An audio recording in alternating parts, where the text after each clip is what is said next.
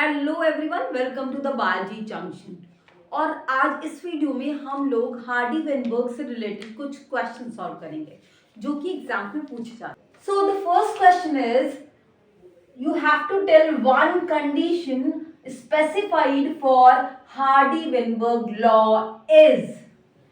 इसमें जो चार ऑप्शंस हैं, first one is dominant alleles replace recessive alleles. Second one is lack of genetic polymorphism. Third one is migration and the fourth one is random mating. So हमने वो conditions पढ़ी थी जिसमें कि हार्डी वेनबर्ग लॉ जो है वो follow होता है, that means non evolving population का कॉन्सेप्ट। तो उसमें आपने देखा था दैट रैंडम मेटिंग की कंडीशन में हार्डी वेनबर्ग लॉ फॉलो होता है।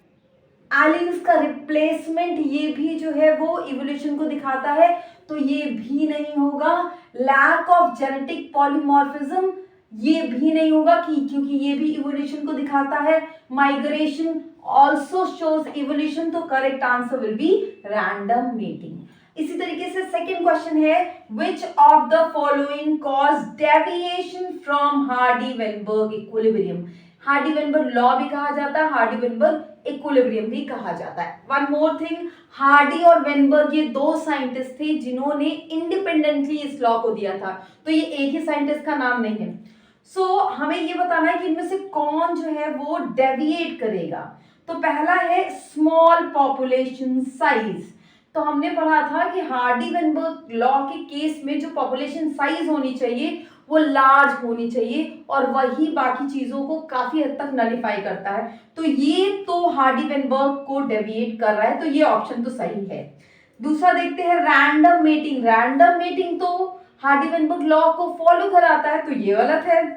Second one is lack of selection pressure. ये भी हार्डी वेनबर्ग लॉ को फॉलो कराता है क्योंकि लैक ऑफ सिलेक्शन प्रेशर या रैंडम मेटिंग एक ही बात है, तो ये भी आंसर क्या है, गलत है। Last one is no mutation. तो no mutation is necessary for the Hardy Weinberg equilibrium, तो ये भी गलत है। तो सही आंसर जो डेविएट कराएगा जिससे कि हार्डी वेनबर्ग लॉ फॉलो नहीं होगा, that is small population size. तो दीज आर द क्वेश्चन जो आपके उस जो फैक्टर्स हैं उनमें से आते हैं। Now some questions from numerical part. इसमें जो पहला क्वेश्चन है, सो क्वेश्चन है a gene locus has two alleles, A capital A and small a. तो दो एलील्स है, capital A and small a, dominant और recessive. If the frequency of dominant allele A, इसकी फ्रीक्वेंसी ये कह रहा है 0.4 है। So frequency of dominant allele का मतलब क्या होता है, P। सो P की वैल्यू है 0.4। Then what will be the frequency of, तो ये पूछ रहा है फ्रीक्वेंसी किसकी किसकी, होमोजाइगस डोमिनेंट। आपने देखा था कि हमारे पास तीन जीनोटाइप थे, ये होमोजाइगस डोमिनेंट, ये होमोजाइगस रेसेसिव और ये हेट्रोजाइगस। तो इसमें जो पहला क्वेश्चन है उसमें पूछ रहा है होमोजाइगस डोमिनेंट का की फ्रीक्वेंसी, यानी ये पूछ रहा है। सेकंड पूछ रहा है what will be the frequency of heterozygous. तो हेट्रोजाइगस के केस में ये सेकंड का आंसर होगा। और तीसरा पूछ रहा है the frequency of homozygous recessive, यानी इसकी फ्रीक्वेंसी पूछ रहा है। अब इसको सॉल्व करते हैं। ये P आपको पता है, P plus Q is equal to 1। अब P की वैल्यू दी हुई है 0.4, so plus Q is equal to 1, that means Q is equal to 1 minus 0.4, that means 0.6। तो Q और P दोनों की फ्रीक्वेंसी आ गई। तो पहले क्वेश्चन का आंसर यानी होमोजाइगस डोमिनेंट का जब हमें निकालना होगा तो P की फ्रीक्वेंसी है 0.4 इंटू 0.4, दैट मीन्स 0.16। ये पहला आंसर हो गया। दूसरा आंसर होगा हेट्रोजाइगस, यानी 2 इंटू P है 0.4 और Q है 0.6। तो आंसर क्या हो जाएगा, 2 4 8, 0.8 इंटू 0.6 यानी कि 0.48। तीसरा है होमोजाइगस रेसेसिव यानी कि क्यू क्यू, तो वो है 0.6 into 0.6, that means 0.36। Second question ये है the presence of recessive trait in a large population is found to be 16%. The frequency of dominant trait in that population will be, और पहला option है 0.84%, second है 0.42%, third है 0.56% और fourth है 0.96%। सो यहाँ क्यू स्क्वायर दिया है क्योंकि ट्रेट की बात कर रहा है, तो ट्रेट जो रेसेसिव ट्रेट दिया हुआ वो 16% दिया हुआ है। अब आपको तो फ्रीक्वेंसी चाहिए होती है इसमें, तो इस परसेंट को फ्रीक्वेंसी में चेंज करेंगे। मैंने बताया था कि इसके लिए इसको 100 से सीधे सीधे डिवाइड कर देना है, तो 16/100 और आंसर आ जाएगा 0.16। तो ये जो है वो रेसेसिव ट्रेट की फ्रीक्वेंसी हो गई। अब आपसे पूछा है डोमिनेंट ट्रेट।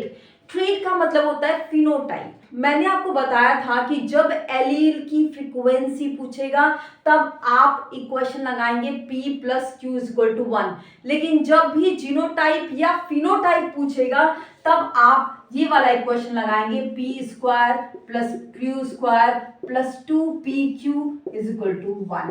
अब इसमें आपको ध्यान देना है कि यहाँ डोमिनेंट ये है और ये भी डोमिनेंट है अगर आप फिनोटाइप की बात करते हैं, यानी देखने में ये और ये सेम लगेंगे। ऑल्दो ये हेट्रोजाइगस होगा लेकिन जब आप सिर्फ देखेंगे तो ये सेम लगेगा, यानी अगर हम डोमिनेंट फिनोटाइप की बात करेंगे तो ये भी है और ये भी है, और ये अकेला है जो रेसेसिव फिनोटाइप को रिप्रेजेंट करेगा।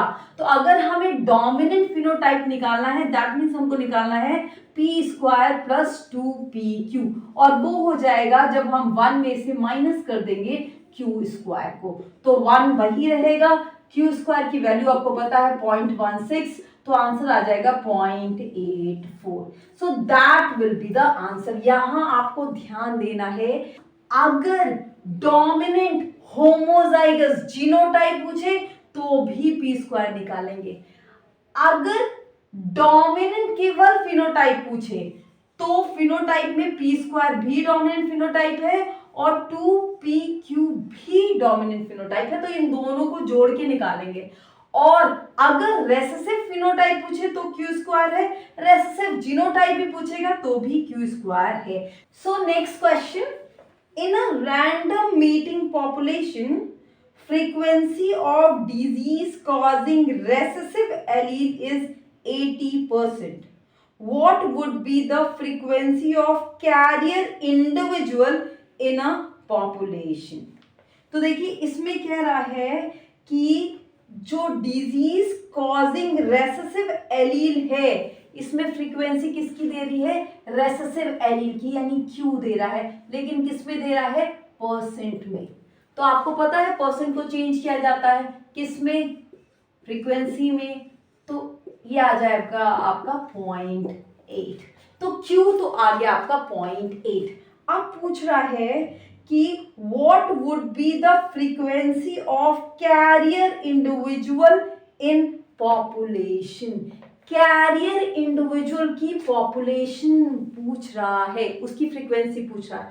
अब कैरियर कौन होंगे, अब यहां हमसे इंडिविजुअल वर्ड दे दिया, यानी कि पहला इक्वेशन यूज नहीं होगा। कौन सा इक्वेशन यूज होगा, P² + Q² + 2PQ = 1। अब यहाँ पे कैरियर कौन होंगे, ये तो रेसेसिव है, ये तो डिजीज कॉज करेगा, ये तो डोमिनेंट है, इसमें डिजीज नहीं होगा। ये 2PQ ये जो फ्रीक्वेंसी है यही है जो कैरियर्स की है, ये आपको पता है। अब यानी हमको इसमें क्या चाहिए, P चाहिए, Q चाहिए और 2 तो हमें पता ही है, तो यहाँ हमें Q पता है, तो P कैसे निकालेंगे, तो हमें पता है that P = 1 - Q, P + Q = 1 से आप ये इक्वेशन लगा लेंगे और आपका क्या हो जाएगा 1 - 0.8 और आंसर आ जाएगा आपका दैट वुड बी = 0.2। तो फ्रीक्वेंसी Q क्या आ गई 0.2, तो आंसर क्या हो जाएगा 2pq का is equal to 2 into p की वैल्यू है 0.2 और q की वैल्यू है 0.8, that means 16 1.6 into 0.2, that means 0.32, that would be the frequency. तो कभी कभी क्वेश्चन ऐसे भी पूछता है. अच्छा, आप चूंकि क्वेश्चन परसेंटेज में पूछा था तो हमें आंसर भी किस में देना है, परसेंटेज में. तो सीधा सा है, जो भी फ्रीक्वेंसी आई उसको आप 100 से मल्टीप्लाई कर दीजिए तो आंसर क्या आ जाएगा, 32%. तो ऑप्शन क्या क्या दिए थे देखिए, पहला दिया है 64%, दूसरा दिया है 32%, तीसरा दिया है 16% एंड फोर्थ दिया है 100%. तो answer will B 32%. Now the last question, ये थोड़ा सा डिफरेंट है बाकियों से तो इसको भी कर लेते हैं. ये है, in a random mating population of 28,800 individual, percentage of dominant homozygous individual is 49%. Find out the percentage of heterozygous individual. तो इसमें पॉपुलेशन की पहले साइज दी है, तो पॉपुलेशन साइज बाकी में नहीं दी रहती है, इसमें दी हुई है. वो कितनी दी हुई है, दैट इज 28,800. ये टोटल पर्सन वहां पे थे. ठीक, उसके बाद कह रहा है percentage of dominant homozygous individual. यहां पे जीनोटाइप बता रहा है डोमिनेंट होमोजाइगस यानी पीपी. इसका इसका फ्रीक्वेंसी दे रहा है in terms of percentage is 49%. तो आपको पता है 49 को तुरंत चेंज कर लेना है, 49/100, दैट मीन्स 0.49. ठीक, अब पूछ रहा है कि find out the percentage of heterozygous individual. Heterozygous individual का परसेंटेज पूछ रहा है. यहां भी इंडिविजुअल है यानी p square plus Q square plus 2pq का फॉर्मूला ले गया, दैट मीन्स 1. अब हेट्रोजाइगस कौन है, ये है, इसका परसेंटेज पूछ रहा है. तो हमें p चाहिए, q चाहिए. अब यहाँ p स्क्वायर की वैल्यू दी है कितनी, 0.49. तो p की वैल्यू क्या हो जाएगी, p की वैल्यू हो जाएगी अंडर रूट 0.49, दैट मीन्स 0.7. अब अगर p 0.7 है तो q कितना हो जाएगा, q हो जाएगा 1 माइनस 0.7 यानी क्या वैल्यू हो जाएगी 0.3. ठीक, p और q हमें निकल गया तो 2pq, यही तो हेट्रोजाइगस है. इनका परसेंटेज निकाल लीजिए, 2 इंटू 0.7 इंटू 0.3 यानी कि आ गया आपका 1.4 इंटू 0.3, ये हो गया आपका 0.42. तो ये आपका आ गया 0.42. अब इसको परसेंटेज में बदलना है तो आप इसको सीधे सीधे 100 में से मल्टीप्लाई कर देंगे और ऑप्शन आ जाएगा आपका 42%. अब देखते हैं इसमें है कि नहीं है. तो पहला आंसर है 21%, सेकेंड है 42%, थर्ड है 32% और फोर्थ है 9%. तो answer will B second option, that is 42%. अब अगर आपसे, that is a simple one जैसे पहला था, अगर वो पूछ देता आपसे कि कितने इंडिविजुअल हाइड्रोजाइगस हैं, अगर आपसे परसेंटेज ना पूछता और नंबर पूछ देता कि कितने इंडिविजुअल हैं, तो बहुत सिंपल सा था कि इतने के 42% है तो आप निकाल देते दैट 28800 इंटू 42/100. जो भी आंसर आता दैट वुड बी, यानी 288 इंटू 42, ये जो है इतने इंडिविजुअल होते जो कि हेट्रोजाइगस होते. तो आपको क्वेश्चन बड़े आराम से समझना है. पहले क्वेश्चन अगर सिंपल पूछेगा तो एलील की फ्रीक्वेंसी देगा और एलील की ही फ्रीक्वेंसी पूछेगा. उस कंडीशन में पहला वाला इक्वेशन यूज होता है.